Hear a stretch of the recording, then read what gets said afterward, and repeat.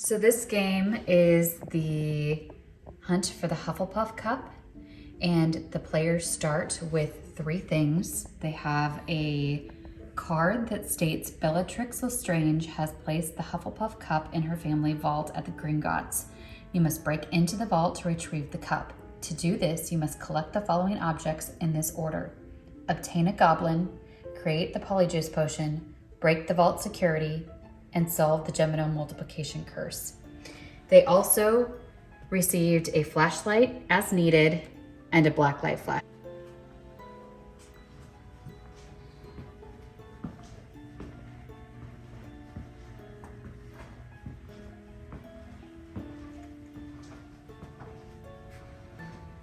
So the one piece of information that we gave the players to start out the game as a clue was that in order to get the goblin's assistance, he requested the Sword of Gryffindor as a bartering tool for his help. The players found a sword in our dark alleys section of our alley, and the sword had a tag on it that says, "This sword was owned by the Godric Gryffindor, was used by Egbert the Agrarius to slaughter the notorious wizard Emmerich the Evil. The duel came to a gruesome conclusion with the targeted fatal strike to Emmerich's head." Eventually, the players came across a skull that was in the shop, the magic shop portion of our magical alley, and there was a tag that reads, "Skull of Emmerich the Evil." Emmerich, commonly called the Evil, a short-lived but exceptionally aggressive wizard who terrorized the south of England in the early Middle Ages. So the players realized that when they were to put the sword into the skull, it revealed black tape on eyes of the skull. And when the black light is applied to the black tape, it reveals the number 6859. Within the room, the players found a box that had a goblin on the tag. And when they applied the number, it unlocked the box. And within the box, they found several things. The first is a potion ingredient list.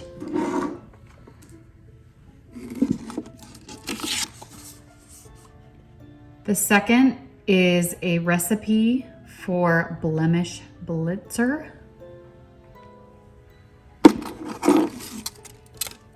And the third is a goblin key that has a tiny key on it. What they've learned from our previous games is that the final end game box has several tiny locks on it.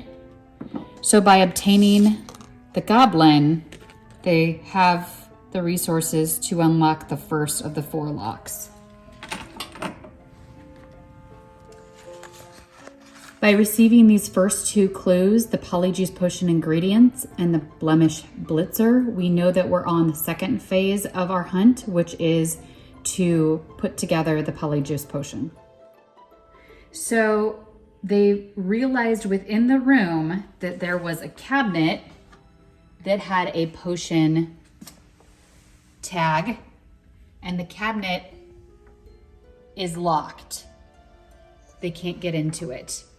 Above the cabinet are scales that have individual bowls that have symbols on them.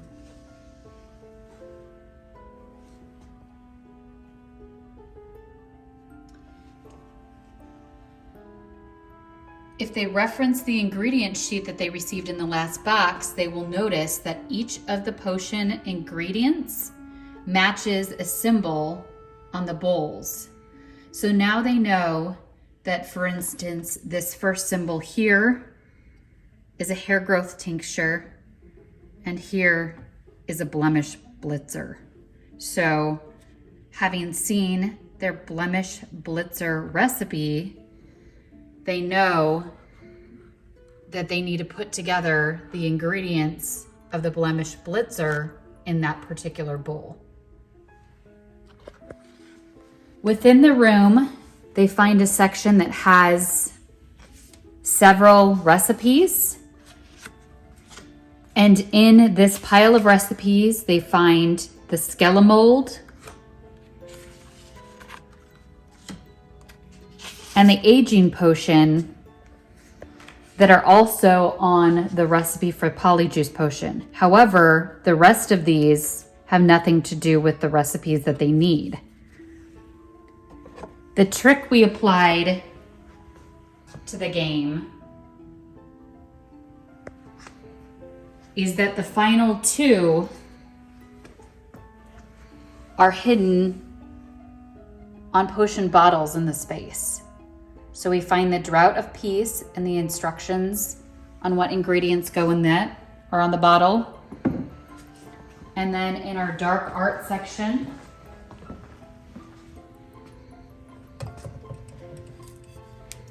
we have a hair growth tincture. The ingredients are applied on this bottle. Ready? Once they found all 5 ingredients that go into the Polyjuice Potion, they were able to take them to our potion ingredient section of our magical alley. And here is the fun part where they got to assemble each of the ingredients into the bowls. For instance, the hair growth tincture has 1 jar of red cockroaches, 5 newt eyeballs, 1 bag of flaxweed, 1 seed packet of Mimbius mimbletonia. So within all of the ingredients on the table, they had to find and assemble these ingredients.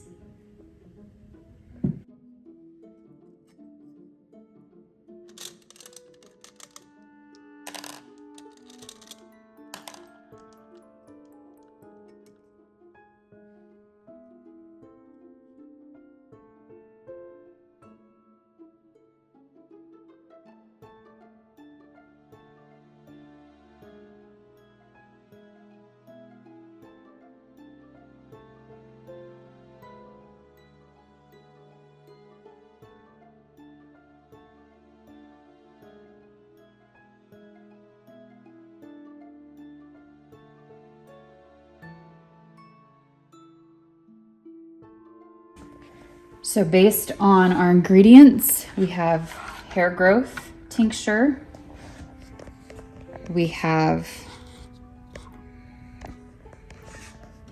Skelemold,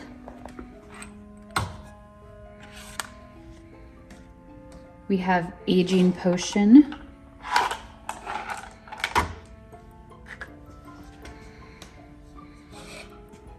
Blemish Blitzer, and Drought of Peace,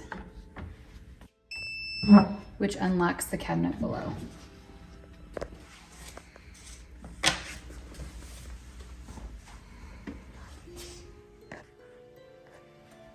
So in the Polyjuice Potion cabinet, they found 4 items. The first one being a potion key that is one of the 4 key locks to the final box.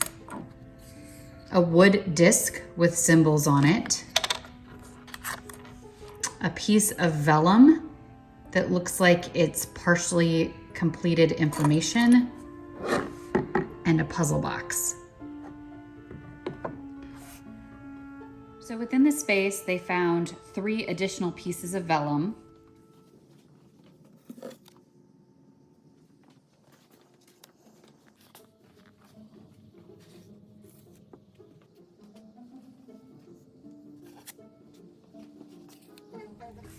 and if you stacked those pieces so that the rounded corner and the angled corner all align, and you hold it up to the light, you read the time, 3:45. Within the space, they also found a larger disc that fit with a smaller disc. On the back of the small disc they received, it says 8 on the dot.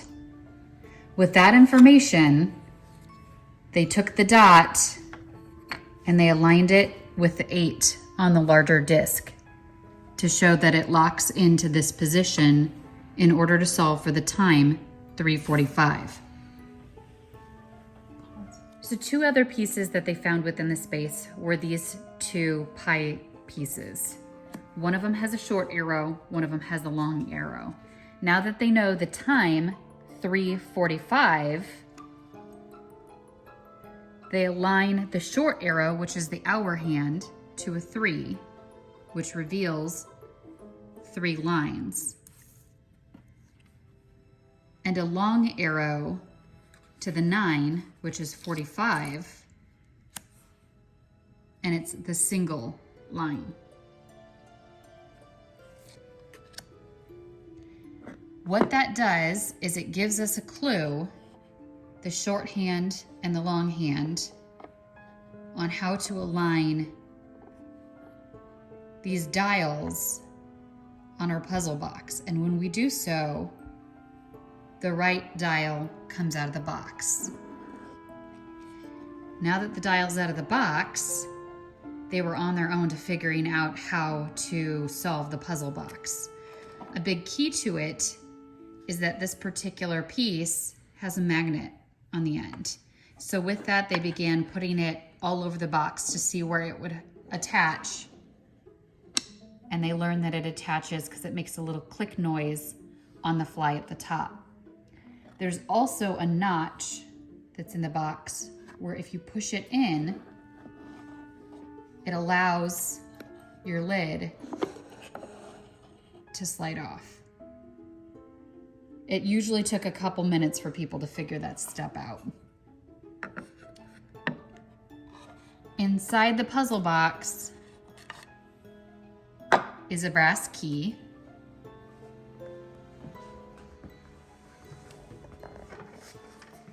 And our Breaking the Vault box has a brass lock.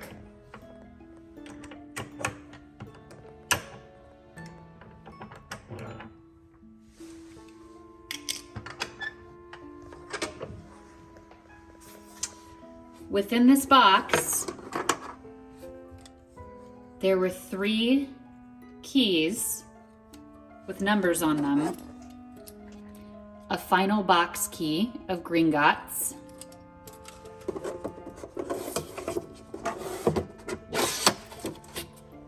and a key mat. So with what they found in the last box, they noticed that only one of these 3 keys actually aligns with the 5 silhouettes that they have on their key mat. However, throughout the whole Magical Alley shop, they were finding keys everywhere.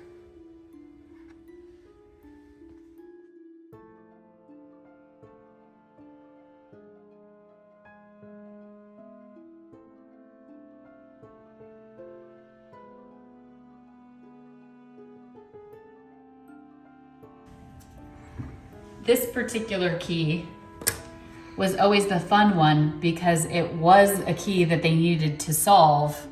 And even though it was right at eye level, it was the one that everybody seemed to miss. So needless to say, at the end of the day, there were a lot of keys. This was because the Gemino curse was when they touched something, it replicated within the vault. So we played on that idea and had the replication of keys. Only 5 of those keys do anything for the puzzle. So they had to use the silhouettes on the mat to match up with the keys that actually did something to solve the puzzle.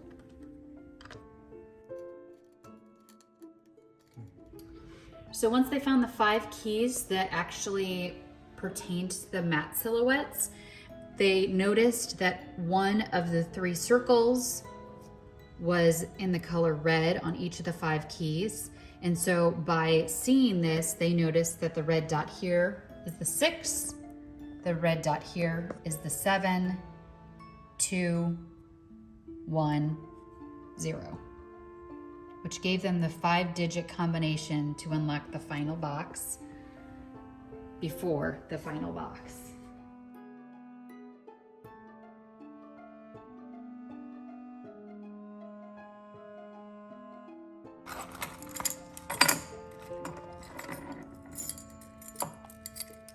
And within they have the final key,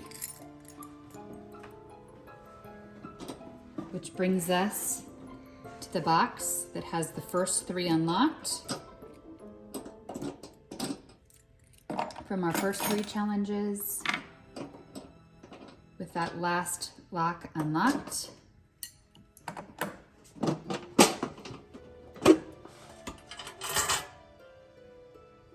The Hufflepuff Cup.